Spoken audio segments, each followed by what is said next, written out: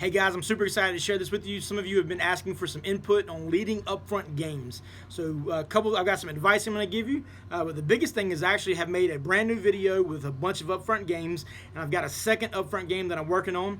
A lot of these games we use in the My Life Matters show. But what I've done is edit it to where you see us playing the game, and so you know how to explain the game to the kids. And in the video, I'll also give you some pointers on how to play this game multiple weeks in a row. So you might start off one week by doing it 1 versus 1. The next week it becomes a relay. But these things are in this video. You'll get access to that, and it'll be great. The second thing is for all these games, I'm going to have boxes at the warehouse where you can come into the blue room, know what game you're going to play, pull that box off the shelf, and roll with it. So that's pretty exciting for you guys.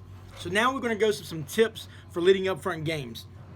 Man, the biggest thing is your confidence and your excitement. If you step up there and you're like, I'm not sure this is going to work, or I'm sorry about this, and don't apologize. Get in there excited about the game, sell the game like it's the greatest thing in the world, and be excited about it. Even if it's a fun game and you're like, we're going to play a game, it just ends up boring and the kids will not have fun.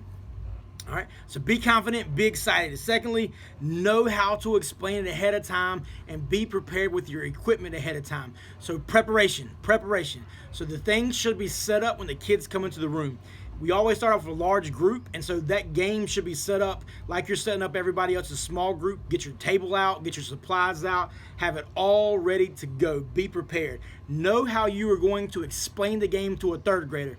Don't try to figure out how you're going to explain it on the fly. Prepare that stuff ahead of time. All right.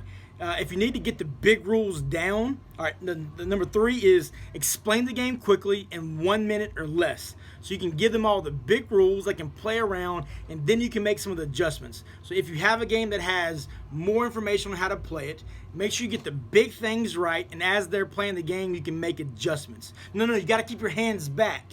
You can make that adjustment as you go along, but get the big things down first, then make adjustments. It's all about the entertainment value, not about them playing a perfect game. But you need to explain the game in a minute or less, and you should actually be shooting for closer to 30 seconds. Divide the teams quickly. So after you've explained the games, you get volunteers. Pick people fast. Don't pick someone that's super slow. One thing that I love to do if I'm doing a relay game or one that I need multiple people, all right, every small group leader, send me one person from your team up.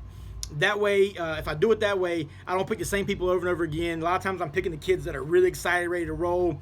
But I also might pick somebody twice in a row, and I don't mean to. So by picking the small group leader to bring somebody, I don't do those things. We get a rotation of kids coming in. Also, it speeds it up. So instead of me picking 6 kids, I've got 6 people picking 6 people, sending up at the same time. So let your small group leaders help you. I do this all the time in my clubs that I lead, so my leaders know to expect it. Sometimes if you don't do this a lot, you need to give your leaders a heads up. When we play a small group game, you're going to send somebody up pretty quick, and so you're ready to roll that way. Divide teams up in 30 seconds or less. Don't drag it out.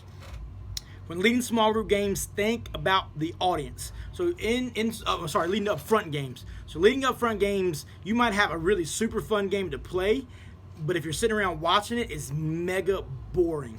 One game that I love to play is where you get an iron board with no cover on it, and you put a marble on it. It's a minute to win a game. They have 1 minute to get the marble into one specific hole that's got a red circle around it. That game is insanely fun, and it's super boring to watch as a large group game because nobody can see what's going on, and it's really boring. So that game is a flop for elementary, but in a high school setting where I've played in the past, when you've got people that can stand around and gather around because you only got about 20-25 kids, everybody loved it. We played as an upfront game, played 3 rounds, club ends, they sat around and played the game for 20 more minutes. Think about the audience as you play your games. If it's not fun to watch, it's going to flop as an upfront game.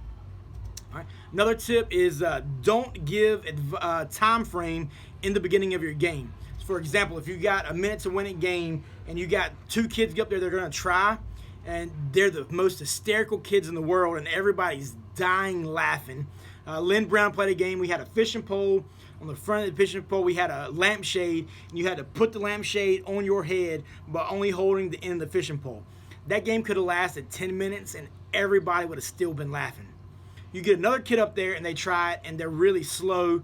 They're not trying hard. They're never going to get it. If you wanted to drag out in a minute, and it was boring 2 seconds in, the audience has to sit through 58 seconds of boredom. So basically, I wait 20 seconds in, and I'm like, all right, guys, you got 10 more seconds to finish it. Help me count down. 10, 9, 8, and you end the game early. Well, aren't people going to notice that you're in the game early? That first 20 seconds felt like an eternity already. They're not going to know if you only give them 10 more seconds. So don't worry about giving the time ahead of time. You get to control the time.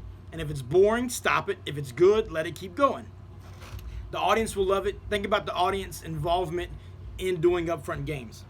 The last thing that I think helps sell the game is including some of these little sound bits where you are inviting the audience for participation. And a lot of people leave this part out. All right, we got a girls game and a guys game. Who thinks the girls are going to win? And the girls go crazy. You're using the audience involvement so it brings them into the game. Who thinks the boys are going to win? You bring them into the game. So bring the audience in. As it's going on, get the audience to help you count down. Guys, help me count down. 10. As the game's going on, oh, guys, look at how good he's doing. See if he's going to do great. And just get them, cheer him on, cheer him on. Ask for audience participation. You're emceeing the game. You're moving the crowd. You have the mic. Hype it up, hype it up, hype it up. You don't have to do it like I do it, but you have to do something where you're inviting the audience into it. Guys, these things are some really neat ways to make Upfront Games special. If you got any more questions, feel free to hit me up and ask me about something. And good luck doing Upfront Games this year.